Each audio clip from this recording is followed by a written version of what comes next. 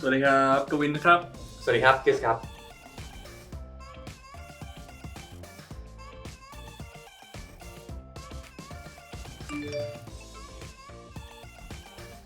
กะเพราเนื้อยาก ชอบข้าวกะเพราเนื้อเพราะว่าเป็นคนชอบกินเนื้ออยู่แล้วครับแล้วก็แต่ว่าก็ต้องดูว่าเจ้าไหนอร่อยด้วยนานๆจะเจอเจ้าที่อร่อยดีที่แบบเนื้อจะนิ่มๆหน่อยอะไรอย่างเงี้ยครับมีครับเป็นร้านแบบแถวมหาลัยตอน大学の近くにあります。โอเค มามั่วแล้วนะ อ่ะ 1 2 3พัก ได้ จบ เพราะว่าด้วย texture มันจะแบบน้ำเยอะๆเหนียวๆตอนเด็กผมกินแล้วไม่ชอบเลยจำมันก่อนผมเดาครับผมเดาจากสิ่งที่ตัวเองไม่ชอบ1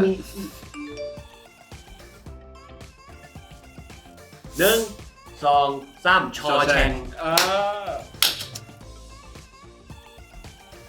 ชอบเพราะว่าชอบสตีเวนคิงครับแล้วก็ชอบacting ของพระเอกแล้วก็แบบชอบทุกอย่างในเรื่องนี้เลยครับแล้วก็แบบรู้สึกว่าพระเอกมันมีความแบบเขามีความฉลาดในการเอาตัวรอดในคุกอะไรอย่างเงี้ยครับแล้วก็พอดูแล้วรู้สึกสนุกแล้วก็รู้สึกแบบเหมือนเขาเรียกว่าอะไรประทับใจกับวิธีการของเขาครับเขาเพิ่งให้ดูนะครับสนุกมากとても楽しかった。楽しかった。ชอบมากครับ大好きです。いいですね。ชอบจนหลับเลย ดูครั้งแรกหลับ最初は寝てしまったんだけど。เพราะว่าไปดูตอนตี 2อ่ะนะก็เลยตื่นมาดูอีกวันหนึ่งดูจบเลยสนุกมาก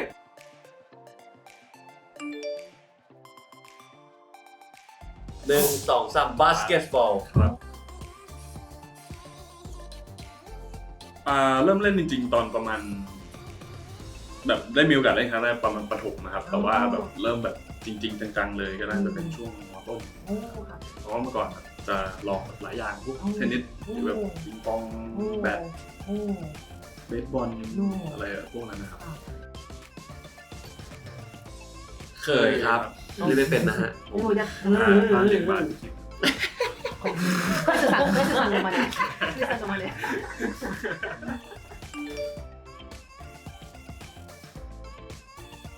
เราก็รู้อยู่ไม่กี่ใช่อ่ะมั่วเลยน้องชาย1 2 3อาริกาโตก็ว่าแล้วไม่สวัสดีก็ขอบคุณว่าเรื่องไม่ถูกやっぱり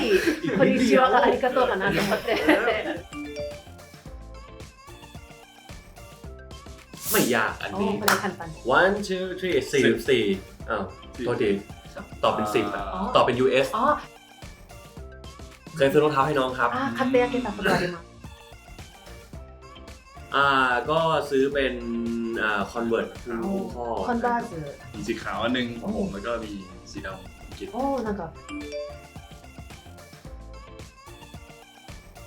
เอาลองดูครับลองดู3 2 1น้ำตาลไอ้โฟกทำไมคุณต้องไปพวกน้ำตาลก็ชอบあれでもブラウンも好きです。มันก็เขียวถูกต้องเดี๋ยวมันถูกต้องผมรู้สึกว่าน้องเป็นออทัมอะครับเวลา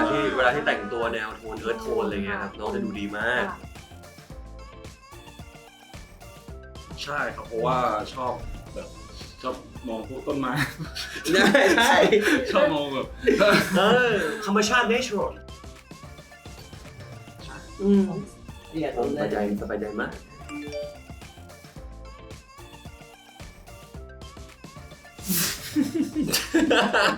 ไปทำหน้าอีกแล้วนึกก่อนมึงพูดอะไรวะนั่นคำพูดติดปากของฟุกกวินไม่ได้เป็นคำพูดลองดู3 2 1เดียวนะแล้วเวลาตอบคำถามมันใช่บางทีจะชอบติดแต่ไม่ดีนะครับชัตโตมาเตะอันนี้ก็ติดเหมือนกันそれもよく言いました。รู้สึกน้องชอบพูดเดี๋ยวนะอะไรอย่างเงี้ยแต่จริงๆถ้ามีคำ อันนี้ก็น่าเป็นคำโปรดของผมภาษาญี่ปุ่น อ๋อあ多分ちょっと待っても好きな日本語の子だかอ่าらอาโนโชโตมาเต้กุดาไซ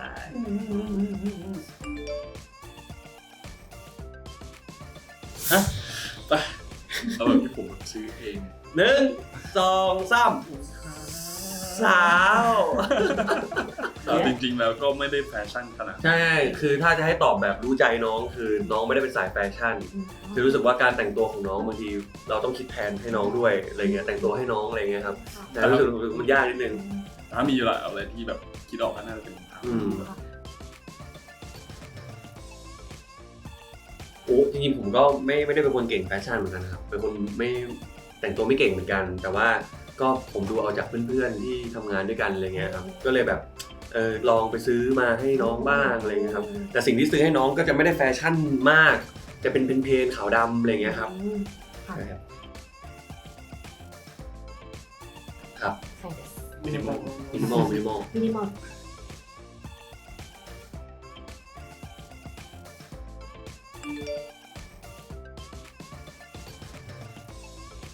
สั่งอยู่ประจำนะมีอยู่อย่างเดียว มีอยู่คิดออกอยู่2 อย่างแต่ว่า でも今ลองดู3 2 1ไก่ทอด 唐揚げตอบก๋วยเตี๋ยวแล้ว เอาไก่ทอดกัน เพราะว่าปกติไปที่กองหรือว่าไปที่บ้านก็จะสั่งมาตลอดครับมีอยู่2 อย่างเนี่ยไก่ทอดกับก๋วยเตี๋ยวที่แบบจะเห็นบ่อยสุดนะ มากครับ とっても好きです จะมีร้านก๋วยเตี๋ยวที่ผมแบบว่าสั่งประจำตั้งแต่เด็กแล้วกินมาตั้งแต่เด็กถึงทุกวันนี้ผมยังกินร้านเดิมอยู่เลย ชื่อร้านว่าอะไรนะ จำไม่ได้ ก๋วยเตี๋ยวบ้าน เดี๋ยวบ้านจำได้ร้านไก่ทอดแต่ว่าร้าน ก๋วยเตี๋ยวบ้านแผนไม่ตอบได้เลยแบบเร็วรวดเร็วมากโอ้โหเก่งจริง1 2 3ผ่าน สลัดโอเคมัน แต่ผมว่าเขารู้อยู่แล้ว คือช่วงนี้น้องเขาดูแลสุขภาพฮะเขาจะแบบว่าออกกำลังกายฟิตเนสหรือว่ากินผักกินโปรตีนอะไรเงี้ยครับแล้วก็ไปที่ห้างหนึ่งน้องพาเดินไปที่ร้านชื่อว่าโจรสลัด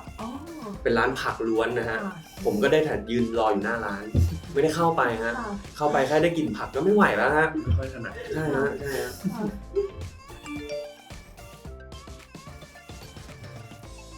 ที่ชอบล่าสุด じゃあ最近 เดี๋ยวที่ชอบล่า 気 สุด に入りの นี่น้องชาย ล่าสุดเลย มันเป็นแก่นที่เราเอาไป 最近 ใช้ と言ったらやばいね ได้ยัง คิดว่าโอเคครับ 1 2 3 Elemental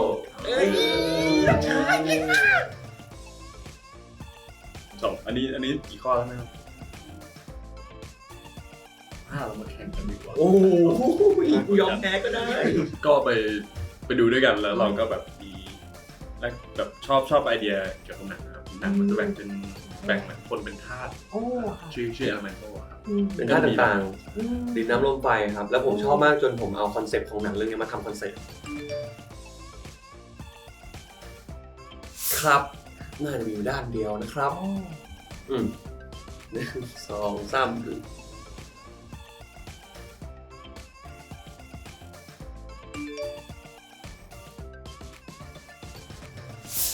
ตะข้อหนึ่งแล้วกันยากอะเอามาเลยนะ1 2 3อันนี้ใช้มาสิ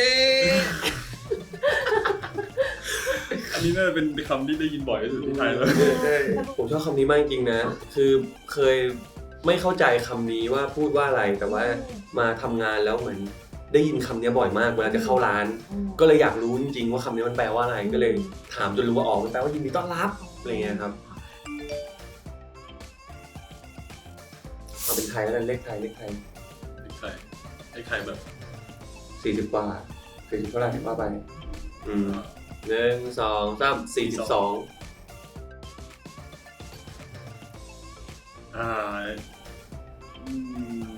เดาเอาครับ คิดว่า ผมเดาว่าน้องน่าจะเดาว่าเล็กกว่าของน้องสักเบอร์2 เบอร์อะไรอย่าง なん เงี้ か ย 自分より ลองดู1 2 3แดง 赤おお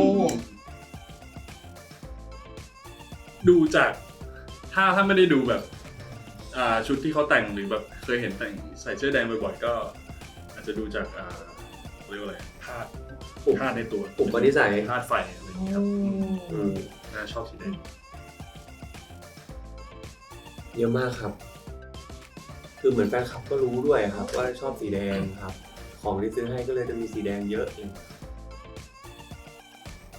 ก็เสื้อผ้าเนี่ยแหละครับรู้สึกว่าเวลาใส่สีแดงแล้วมันดูเข้ากับเรา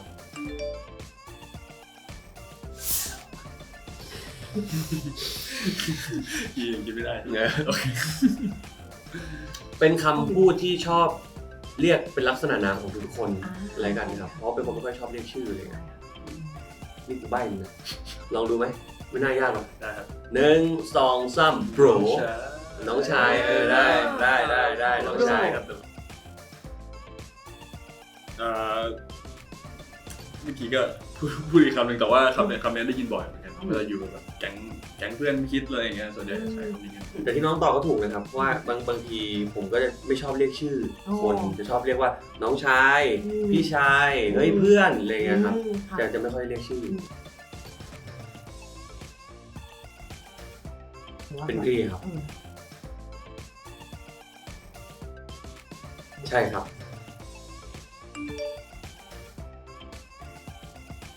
ง่ายมากอันนี้ไม่เคยขาดเลย1 2 3 sorry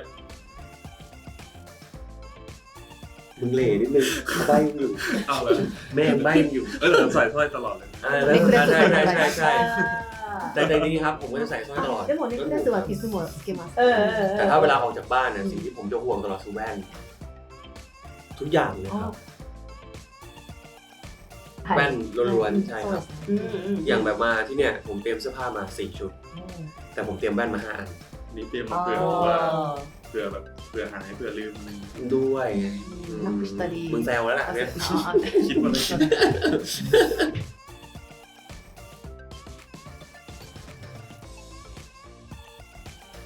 ซื้อเลยครับ ซื้ออีกเหรอ เดี๋ยวรอบนี้เดี๋ยวดูก่อนว่า 今回は買うかどうかまではわからないですけど、จะซื้อทุกรอบครับ よく買います。 Thank you so much for watching us and see you later ขอบคุณนะครับทุกคนเดี๋ยวไว้เจอกันนะครับ ビビ ครับคริสพิรวัตรนะครับผมก็ตอนนี้นะครับมาถ่ายนิตยสารนะครับกับนิตยสารวิวีเมนนะครับผมก็สภาพสวยมากนะครับผมแล้วก็ข้างในบรรยากาศคึกคืนมากๆนะครับก็เดี๋ยวไปดูบรรยากาศกันนะครับว่าจะสนุกแค่ไหนวันนี้ก็ดีใจมากๆนะครับที่ได้มาเป็นส่วนหนึ่งของคลิปนี้ได้มาถ่ายนิตยสารกับวิวีเมนนะครับก็เดี๋ยวจะถ่ายออกมาแล้วจะดูดีแค่ไหนก็เดี๋ยวไปเจอกันเลยครับ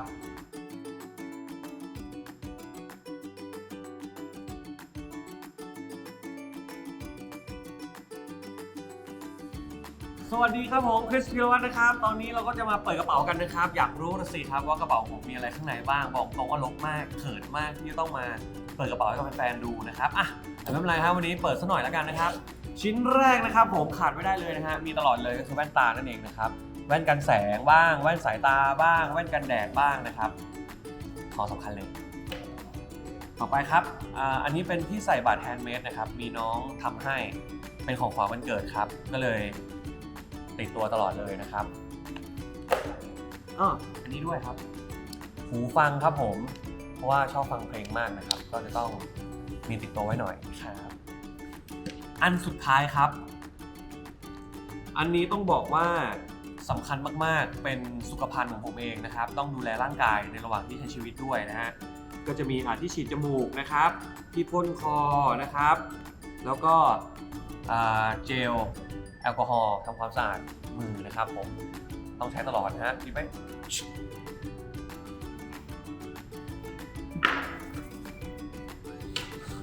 แค่นี้ครับ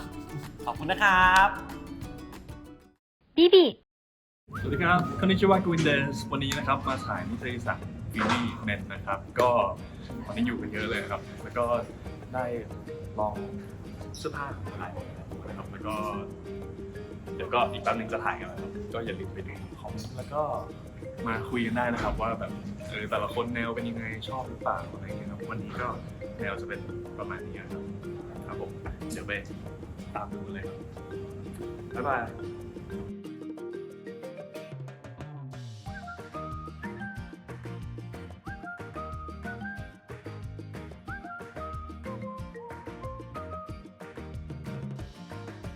สวัสดีครับวันนี้นะครับก็จะมาดูของ Essential ของผมครับ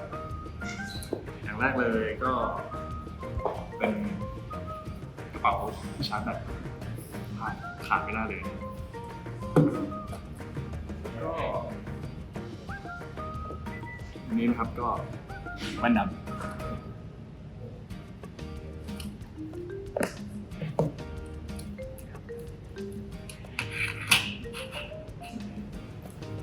ไปก็เป็น AirPods นะครับเอาไว้ฟังเพลงก็ฟังพอดแคสต์อะไรอย่างเงี้ยตอนทำงาน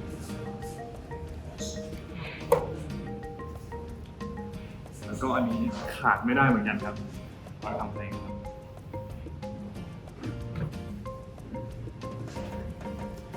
แล้วก็น้ำหอมครับ